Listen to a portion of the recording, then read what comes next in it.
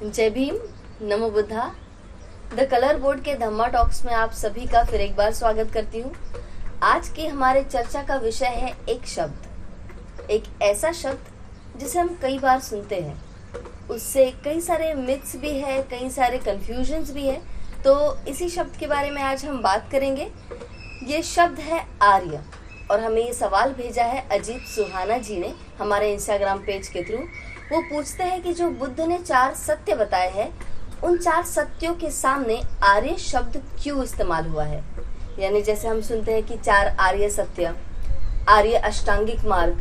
कई बार हम भिक्खु या भिक्खुनियों को आर्या जी कहते हैं, ऐसे भी हमें सुनने मिलता है।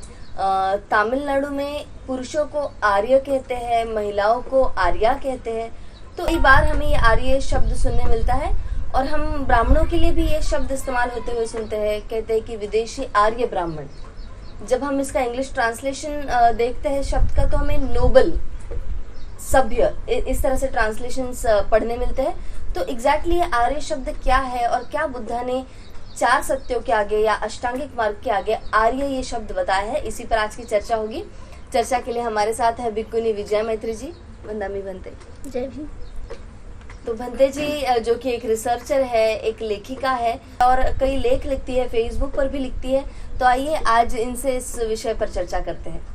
भंते जी, पहले मतलब हम जो लिटरल मीनिंग होता है कि डिक्शनरी में क्या मीनिंग है, उससे जानने की शुरुआत करना चाहेंगे, और फिर धीरे धीरे हम पीछे की ओर जाएंगे कि इतिहास में ये शब्द कहाँ प्रयोग हुआ है, बौद्ध साहित्य में कहाँ प्रयोग हुआ है। तो सबसे पहले हमें बताइए कि आर्य इस शब्द का डिक्शनरी मीनिंग क्या है, बुद्धिज्म में हम इसे कैसे समझते हैं। आर्य शब्द बेसिकली ये संस्कृत शब्द है, और इसका जब हम डिक्शनरी में मीनिंग देखते हैं तो वहाँ पर हमें इसका शब्द मिलता है कि आर्य मतलब सभ्य, श्रेष्ठ, उत्तम। ये शब्दों को सुनकर ही हमें पता चलता है कि जैसे ये किसी की विशेषता बता रहे हो। किसी की कहने से तो ये स्पष्ट हो जाता है कि ये किसी व्यक्ति की विशेषता बता रहे हैं। इसलिए डिक्शनरी में भी इसको विशेषण ही कहा गया है कि ये किसी व्यक्ति या व्यक्ति के समूह की विशेषता बता रहा है ये शब्द, कि वह व्यक्ति कितना श्रेष्ठ है, कितना उत्तम है, कितना सभ्य है, या उन व्यक्तियों का समूह कितना श्रेष्ठ है, कितना उत्तम है, ऐसा उसका अर्थ निकलता है। लेकिन जब इंग्लिश में इसका मीनिंग ढूंढने के लिए गए तो पता चला कि इसका मीनिंग कुछ स्पष्ट नहीं है। कई वर्ष पहले मैंने इसका मीनिंग जब देखा था तो मुझे इसका मीनिंग मिला था नोबल, और नोबल का मतलब सभ्य। और आज मैं उसको डिक्शनरी में देख रही हूँ कि आर्य को इंग्लिश में क्या कहते हैं, तो लिखा है आर्यन। आर्यन आर्यन आर्यन ऐसा लिखा हुआ है।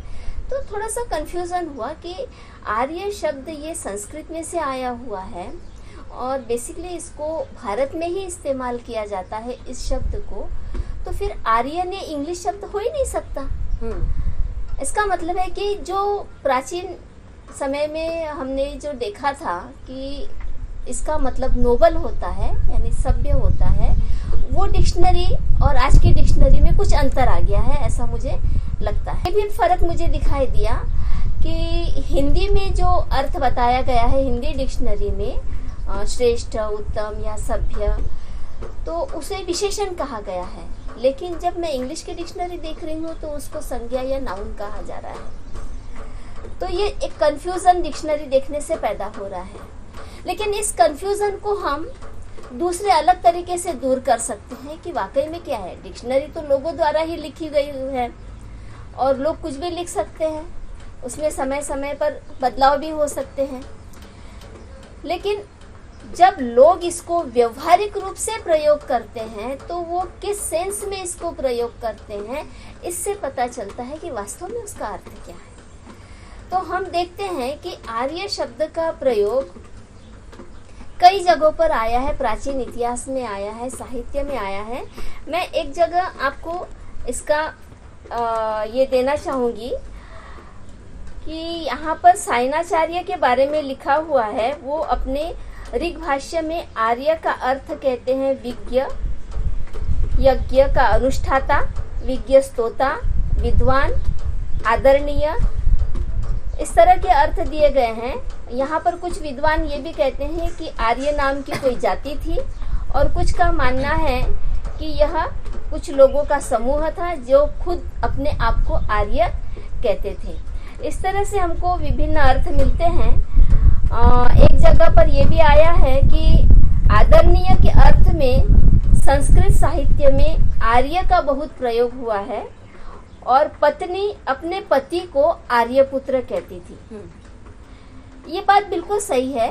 बौद्ध साहित्य या पाली साहित्य में भी हम देखते हैं कि जगह जगह जो कथाएं आई है, उन कथाओं में हमको ये दिखता है कि व्यापारियों की पत्नियां, यानी जो थोड़ा सा ऊपर के वर्ण के थे और अच्छे उन्नत या विकसित लोग थे, तो उनकी पत्नियां अपने पति को आर्य या आर्यपुत्र कहकर संबोधन करती थी। मतलब इसका मतलब है कि लोग ये शब्द प्रयोग किसी व्यक्ति के लिए ही करते थे, ये स्पष्ट हो रहा है। मतलब वह व्यक्ति श्रेष्ठ है या वह व्यक्ति उत्तम है, ऐसा इसमें से अर्थ निकल कर आता है। इसका मतलब है कि आर्य संज्ञा नहीं, ये विशेषण है, ये हमको पता चल रहा है। और यहाँ पर मैं और एक बात आपको बताना चाहूंगी कि आर्य शब्द, जैसे आपने तभी स्टार्टिंग में कहा कि आर्य शब्द ये ब्राह्मणों के लिए या वैदिक ब्राह्मणों के लिए भी ज्यादातर प्रयुक्त हुआ है और आज भी होता है। बहुत सारे लोग बोलते हैं कि आर्य बाहर से आए और आर्यों ने इस देश पर कब्जा किया, इस तरह का आज भी बातचीत होती है। तो यहाँ पर मुझे एक संदर्भ मिला है, ये बाबा साहेब आम्बेडकर द्वारा लिखित पुस्तक है क्रांति प्रतिक्रांति, उसमें शूद्र और प्रतिक्रांति इसमें दिया गया है। चैप्टर में हाँ, इस चैप्टर में दिया गया है कि ऋग्वेद में इंद्र कहता है, मैंने शुष्ण के संहार के लिए, शुष्ण व्यक्ति है असुर, के लिए वज्र का उपयोग किया। मैंने दस्युओं लोगों को आर्य की संज्ञा से वंचित किया। ये बात ये साबित कर रही है कि आर्य एक संज्ञा है। ऋग्वेद से ये आ रहा है संदर्भ कि आर्य एक संज्ञा है और वो दस्युओं के लिए प्रयोग होता था। और यहाँ इंद्र कह रहा है कि मैंने उनको इस संज्ञा से वंचित किया। तो ये बात यहाँ पर ये साबित करती है कि प्राचीन समय में, मतलब ऋग्वेद में जिस समय का इतिहास लिखा गया है, उस समय में दस्यु लोगों को आर्य कहा जाता होगा। इस बात से ये साबित हो रहा है। तो अगर दस्यु आर्य थे तो ब्राह्मण आर्य कैसे हुए?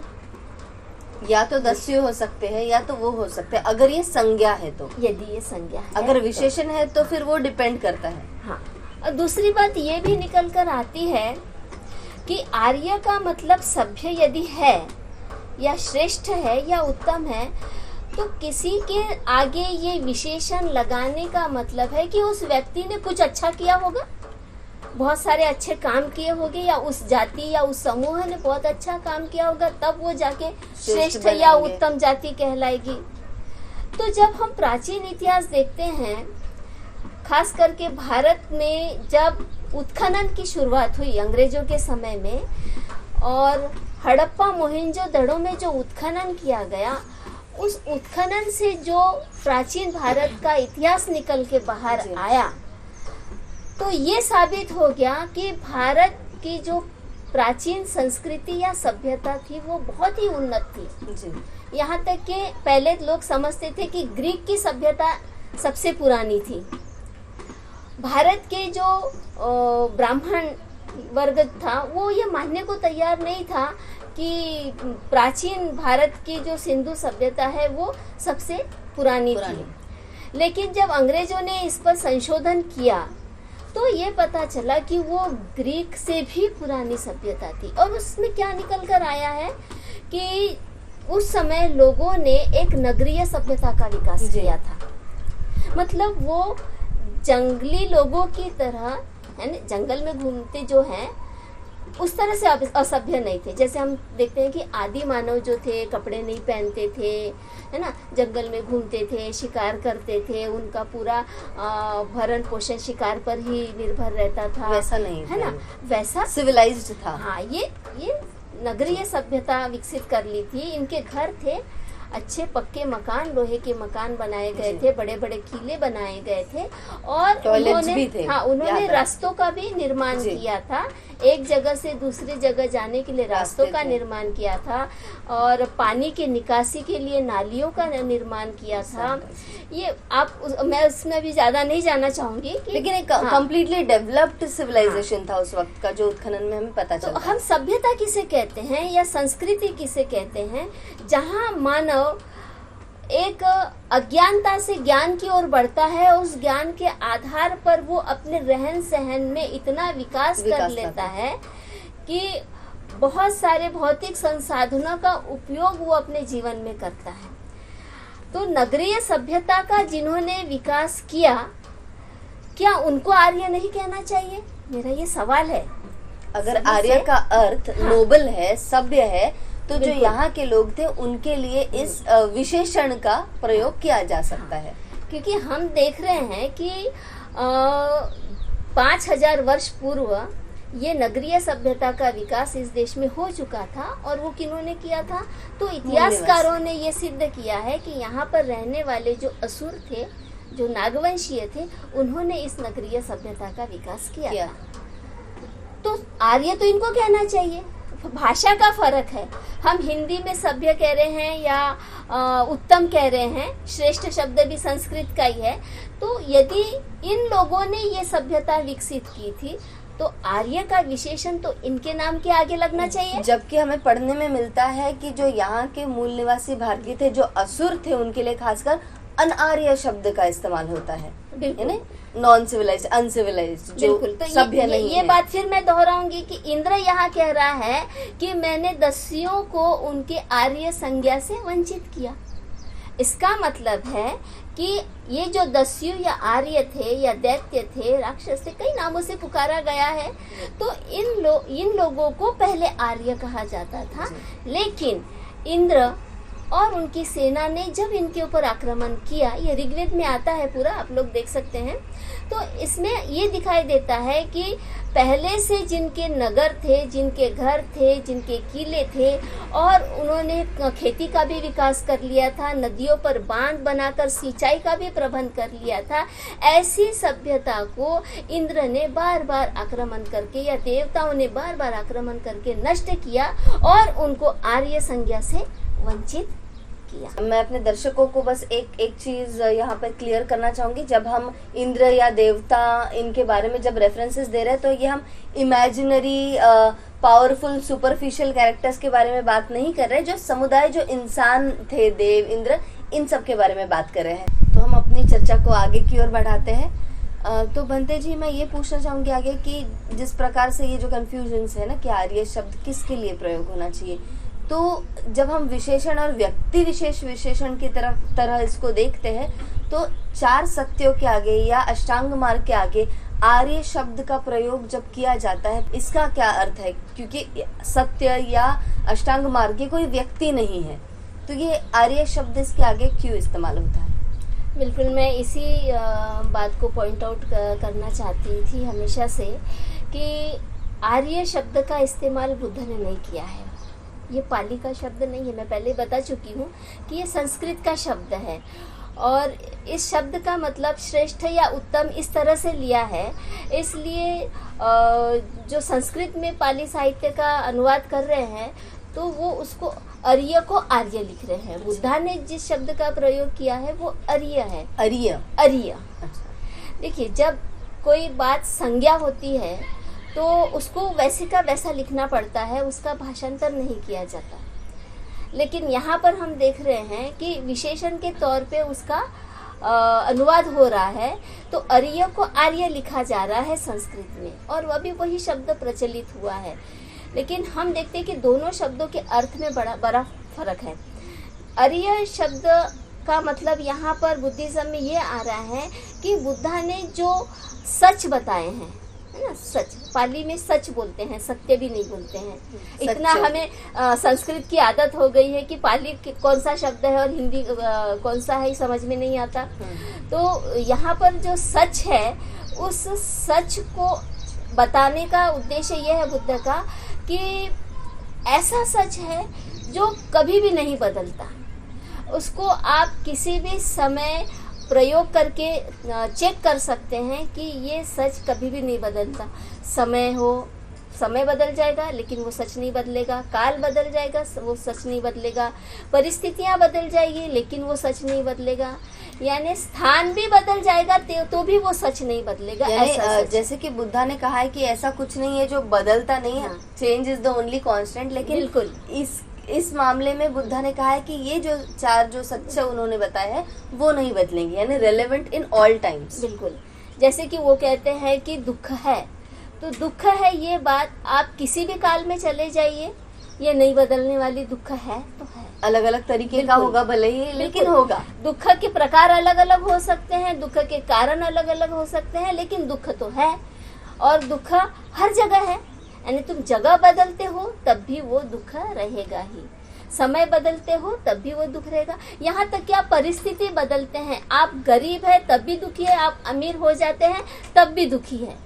मतलब ये दुख ऐसा सच है कि वह काल, समय, परिस्थिति या स्थान बदलने से भी नहीं बदलता, ये ऐसा सच है। इसी को अर्य कहा गया है। सच तो बहुत सारे होते हैं लेकिन सच समय समय पर बदल सकते हैं, लेकिन बुद्ध का दिया हुआ ये जो सच है ये नहीं बदलता, ये अपरिवर्तनशील है। इसी को अर्य कहा गया है। अब इसको आप विशेषण दे सकते हैं कि हाँ ये बहुत उत्तम अर्य सत्य है, अर्य सच्चे है। हाँ, ऐसा कह सकते हैं, लेकिन उसकी जरूरत नहीं है। हमने जो बुद्धा ने जो शब्द दिए उसी का प्रयोग करना चाहिए। यानी इसी प्रकार ये सत्य हो या जो अष्टांग मार्ग जो उन्होंने बताया है ये रेलेवेंट इन ऑल टाइम्स है, यानी ये कभी भी किसी वक्त, यानी अगर बुद्ध ने जब ये 2500 साल पहले बताया था, लेकिन आज भी हम इस थ्योरी को अप्लाई करें अपनी लाइफ में, डेली लाइफ में, तो आज भी ये उतना ही रेलेवेंट है, उतना ही हिंदी में क्या कहेंगे उसे, प्रासंगिक है। तो इसीलिए वो आर्य नहीं बल्कि अर्य है।